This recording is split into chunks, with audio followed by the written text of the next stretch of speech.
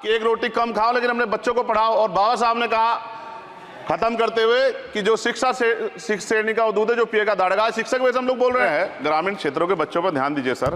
हम लोग बहुत उम्मीद करके बैठे हैं सरकार से और नहीं करेंगे तो फिर अब विरोध करना पड़ेगा, वो ठीक नहीं है। जुल्म के साए में जुबान खोलेगा कौन, जुल्म के साए में जुबान खोलेगा कौन, अगर हम चुप रहे तो आखिर बोलेगा कौन। हेलो मैं दानिश। आज जब आज़ाद साहब को पार्लियामेंट में शिक्षा बजट को लेकर बहुत ही शानदार बात बोली है।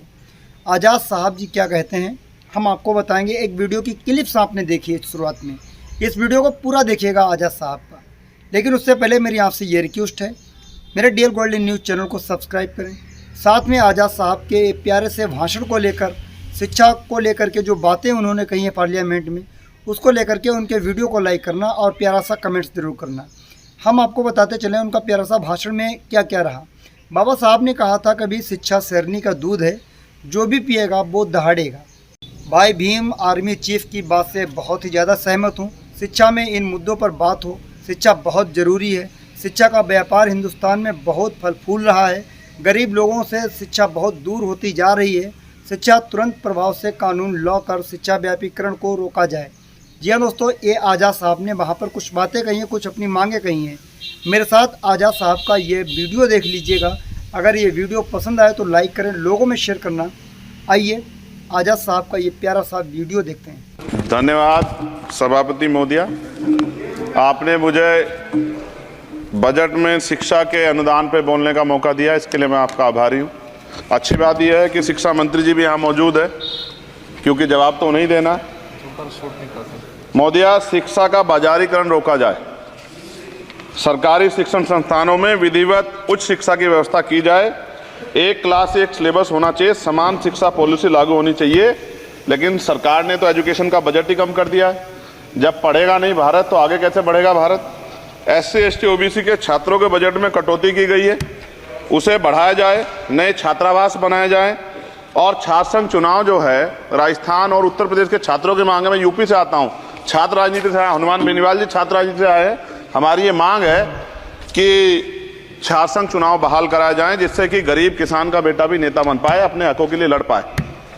SC ST के उच्च शिक्षा के लिए विदेशों में पढ़ने की व्यवस्था कराई जाए, जिसका अभी आंकड़ा बहुत कम है। साथ साथ मेरे लोकसभा क्षेत्र नैटौर में और नजीबाबाद में गवर्नमेंट डिग्री कॉलेज बनाया जाए, सहारनपुर में डिग्री कॉलेज बनाया, भागोवाला में कन्या इंटर कॉलेज बनाया जाए, उसकी जरूरत है। नगीना लोकसभा क्षेत्र के में नए कॉलेजों विश्वविद्यालयों की स्थापना की जाए, साथ ही IIT और IIM की स्थापना की जाए। IIM में आरक्षण की व्यवस्था लागू करा जाए। हमारे साथी कह रहे थे करवानी चाहिए इनको, इनकी इच्छा है और होनी भी चाहिए। छात्रों को पोषण या विटामिन सप्लीमेंट भी दिया जाए और स्कूल कॉलेजों विश्वविद्यालयों में SC ST OBC के रिक्त पदों को भरा जाए। जब टीचर होंगे तभी तो पढ़ाएंगे, टीचर कम है और बच्चे ज़्यादा हैं।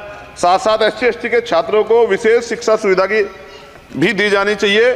क्षेत्र में स्किल डेवलपमेंट सेंटर खोले जाएं, कॉलेजों और IIT में जातिगत आधार पर होने वाले भेदभाव को समाप्त किया जाए। बहुत बच्चों की जान चली गई, सब ब्रिलियंट थे, लेकिन इस पर कोई काम नहीं हो रहा। हमारे क्षेत्र में नवोदय विद्यालय स्कूल, केंद्रीय विश्वविद्यालय, नेशनल बाल भवन, मिलिट्री स्कूल और सैनिक स्कूल की स्थापना हमारे क्षेत्र में, ग्रामीण क्षेत्र है वो, हमारे क्षेत्र में टीचर ट्रेनिंग सेंटर खोले जाएं, जिससे शिक्षकों की कमी दूर और बेरोजगारी भी घटेगी। अत्याधुनिक एवं सुरक्षात्मक बालिकाओं एवं महिलाओं के लिए हॉस्टल उपलब्ध कराए जाएं। IIT जैसे शिक्षण संस्थानों में SC ST OBC अल्पसंख्यक छात्रों के लिए पढ़ाई पीछे विशेष सुविधा प्रदान की है, जैसे उच्च शिक्षा जो है वो ले पाएँ। कक्षा 1 से 12 तक के छात्रों के लिए नया पाठ्यक्रम शुरू किया जाए, जिसमें संविधान की प्रस्तावना को उल्लेखित मूल अधिकारों की शिक्षा दी जाए। देश में लोग जानते ही नहीं कि उनके अधिकार क्या और कर्तव्य क्या, क्योंकि संविधान पढ़ाया नहीं जाता। स्कूल में जाति सांप्रदायिकता और छुआछूत समाप्त करने के लिए विभिन्न गतिविधियों के माध्यम से शिक्षा दी जाए और खेलों को बढ़ावा दिया जाए, क्योंकि ग्रामीण क्षेत्रों में ग्राउंड ही नहीं है, स्कूल में स्पोर्ट टीचर ही नहीं होता है, तो उनका शारीरिक विकास होगा। मिड डे मील में भोजन गुणवत्ता में सुधार किया जाए, क्योंकि दूषित मिड डे मील खाने से बच्चे बीमार हो रहे हैं, अक्सर अखबार में खबरें आती हैं। हमारे साथी नागौर सांसद हनुमान बेनीवाल जी कह भी रहे थे, इनकी भी मांग को माना जाए। जिन लोगों ने घोटाला किया उन पर जो है जांच हो, उन पर मुकदमा हो। राज्य में शिक्षा का अधिकार अधिनियम 2002 के तहत 6 से 14 साल के बच्चों को निःशुल्क शिक्षा दी जाए और उसका पालन सख्ती से करा जाए। जो इस संस्थान के अधिनियम का पालन नहीं करते उनकी वित्तीय सहायता रोकी जाए। शिक्षण संस्थानों में कार्यरत SC/ST OBC के शिक्षकों को होने वाले जातिवाद को रोका जाए। बाल छात्राओं और महिलाओं के लिए कौशल विकास केंद्र और खोले जाएं। घुमंती जातियों के बच्चों के लिए मोबाइल स्कूल चलाए जाएं। छात्राओं के लिए आत्मरक्षा और खेल की विशेष सुविधाएं उपलब्ध कराई जाए। और महोदया, SPQEM योजना को पुनः आरंभ किया जाए। SPQEM शिक्षा की गुणवत्ता सुधार के लिए एक महत्वपूर्ण योजना थी जिसे अल्पसंख्यक मंत्रालय ने मदरसों में चलाया था। इस योजना के अंतर्गत NIOS के माध्यम से मदरसे में बच्चों को मुफ्त हाई स्कूल व इंटरमीडिएट की पढ़ाई करवाना का प्रावधान था। NIOS जो HRD मंत्रालय के अधीन चलने वाला एक ओपन बोर्ड है, इस योजना के तहत विद्यार्थियों को गुणवत्तापूर्ण शिक्षा प्रदान करता है। मैं खत्म कर रहा हूं। मैं एक मनुस्मृति आप शुरू कराना चाहते थे, ये गलत है। हम लोग इसका विरोध करेंगे और कोई इस तरह कदम उठाएगा, ये अच्छा नहीं है।